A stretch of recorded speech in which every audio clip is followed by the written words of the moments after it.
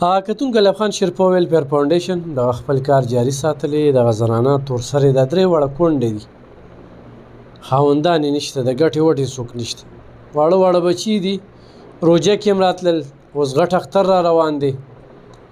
د غټ اختر کې موږ غواړو چې قربانۍ هم وکړو، داسې قسمه خلکو ته غوښې هم ورکړو. کم خلک چې قرباني کول غواړي ایلب خان شیرپا ویلفیر فاونډیشن سره په دغه نمبرو باندې رابطه کولی شي. تاسو کوم ځای؟ پرشخیلو. پرشخیلو؟ څو بچي لري؟ څلور. څومره وخت نه دلته راځئ؟ دغه روجې نه راځي خو روژې کې درس وړلي دي؟ ګټه وټه څه ده؟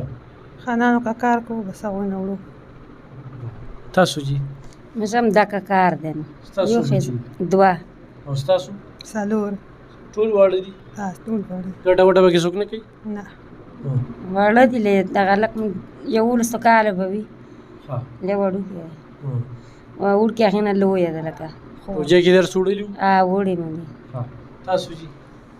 زما هم دوه بچي دي، بس یو هلک مې لږ ورکوټی دی او جینۍ مې غټه ده. روژه کې مې هر څه وړي، بس بیا دې هم راغی دغه پیله راغلي. کتونکو په دې ګرانه کې ژوند کول ډېر زیات ګران دي، او بیا چې داسې خلک چې کونډې وي، یتیم وي، دونه واړه بچي وي، د ګټې وټې هېڅ هم نه وي، ایلب خان شیرپا ویلفیر فاونډیشن د هغوی سره خپل کومک کوي. نو تاسو هم مرستیال جوړ شئ.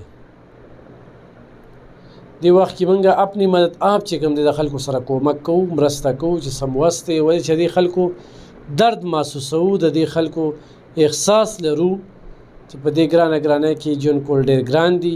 نو دغه اوړه چې کوم دی هغه ورکوو، دا اوړه چې کوم دی نو دا واخلئ. ښه صحیح ده. انشاءالله کتونکو دغه سلسله به مخ په وړاندې بوځو. په خپلو دعاګانو کې مې یاد ساتئ. ډېره مننه، خوشحاله اوسئ.